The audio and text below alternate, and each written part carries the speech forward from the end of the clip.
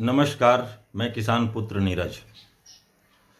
अपने इस वीडियो में आप लोगों से मैं चर्चा करूंगा संघ प्रमुख मोहन भागवत जी का लखनऊ में 17 और 18 फरवरी को 2 दिवसीय कार्यक्रम आयोजित किया गया था। उनके नेतृत्व में उन्होंने कुछ बातें करी।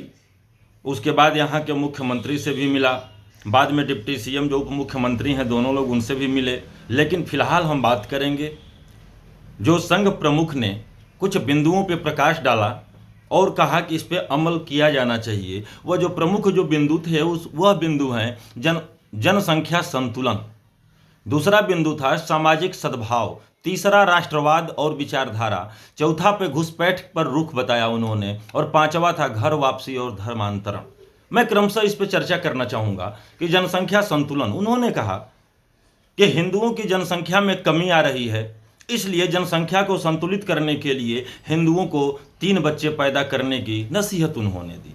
अब बात यहाँ पर उठती है कि जितने बच्चे हैं, जितनी जनसंख्या है, क्या उसको पर्याप्त मात्रा में पोषण युक्त आहार मिल पा रहा है, या महंगाई से उनको राहत मिल रहा है, या जो बच्चे हैं उन बच्चों को नौकरी और रोजगार मिल पा रहा है।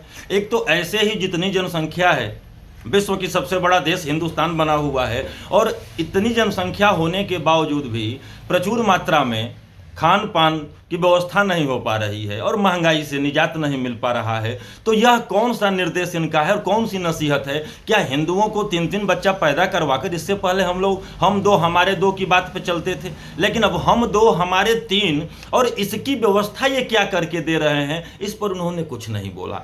मेरे हिसाब से जनसंख्या संतुलन हम 2 हमारे 3 करके क्या कहीं युद्ध में भेजना है? क्या वैचारिक जो गतिविधियां होती हैं, वैचारिक जो सोच होती है, उन सोचों को बेहतर से बेहतर बनाने पर अगर बल दिया जाए तो हमें नहीं लगता है कि हिंदुस्तान हमारा कहीं से कमज़ोर हो पाएगा। दूसरा उन्होंने कहा सामाजिक सद्भाव। अब सामाजिक सद्भाव में कहाँ पर डिफरेंस आता है, कहाँ पर दिक्कत आता है, और यह अगर कहना चाह रहे हैं तो इसका मुख्य मकसद क्या है? लगभग 12 सालों से इनकी पोषित केंद्र की सरकार चल रही है, आरएसएस की पोषित केंद्र की सरकार है, लेकिन क्या उस पर इन्होंने बात किया कि जनसंख्या नियंत्रण पे कानून आना चाहिए, या सामाजिक सद्भाव को एक करके बेहतर से बेहतर करके लाने के लिए कौन सा कानून है, या उस पर इम्प्लीमेंट कौन सी चीज़ें करी गई है? इससे भी मतलब इतर ही रहा, और यह कहीं से भी हमें न्याय संगत नहीं लग रहा है, और ये लग रहा है जैसे कि भाजपा की और आरएसएस की सरकार देश के अंदर नहीं है, किसी दूसरे दल की है, और यह विपक्ष में है, अपने सुझाव प्रेषित कर रहे हैं। तीसरा था राष्ट्रवाद और विचारधारा। किस विचारधारा की बात इन्होंने किया?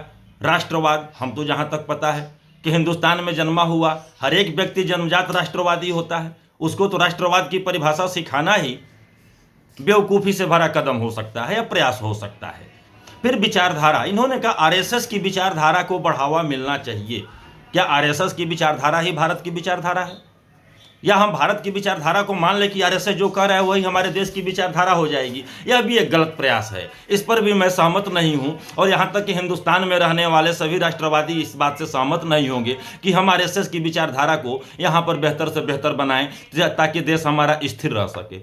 एक और बात किया, घुसपैठ पर रुख इनका था।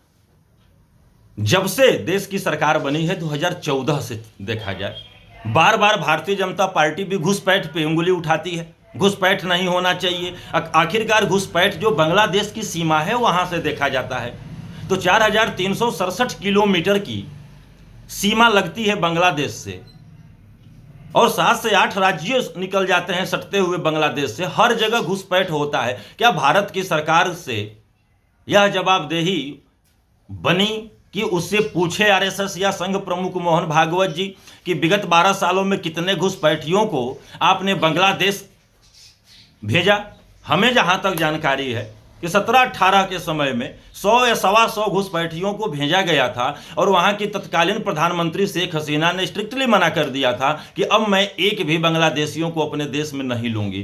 तो नहीं लूंगी, तब इस पर सरकार ने क्या कड़ा रुख अपनाया? इस पर आरएसएस प्रमुख मोहन भागवत जी को अपनी बात रखनी चाहिए थी, और यह बताना चाहिए था देश को कि आखिरकार क्या दिक्कतें आ रही हैं। बस यह कह देने से घुसपैठ पर रुख स्पष्ट होना चाहिए। तो भाजपा हर चुनाव में अपना एक राजनीतिक एजेंडा और मुद्दा लेकर कर चलती है, जो कि सीमावर्ती प्रदेश हैं वहाँ पर, जैसे कि बंगाल हो गया, बंगाल में भाजपा की सरकार नहीं है, वहाँ पर चलता है, घुसपैठिया ममता बनर्जी कराती हैं वो भाजपा के द्वारा। लेकिन इस पर भी इनको बात करके चलनी चाहिए थी, लेकिन वो चलने के बजाय अभी भी सिर्फ एक निर्देश ही देने की बात करते हैं।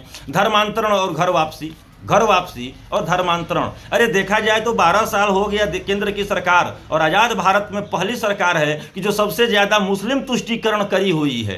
दूसरे पे मुस्लिम तुष्टीकरण की बात करके खुद मुस्लिम तुष्टीकरण करती है। अरे मोहन भागवत जी, जब भाजपा से सवाल आप करिए, आपके विचार सुनते सुनते कान पक चुके हैं देश की जनता का। आपको वही हैं कि जो कि लोकसभा चुनाव के समय में तत्कालीन राष्ट्रीय अध्यक्ष जेपी नड्डा जी ने कहा था कि अगर आरएसएस नहीं भी है तो भाजपा का वजूद है और भाजपा अपनी मजबूत स्थिति में आकर सरकार बना सकती है। उसके बावजूद भी आप मान न मान मैं तेरा मेहमान की स्थिति बनाए हुए हैं। धन्यवाद।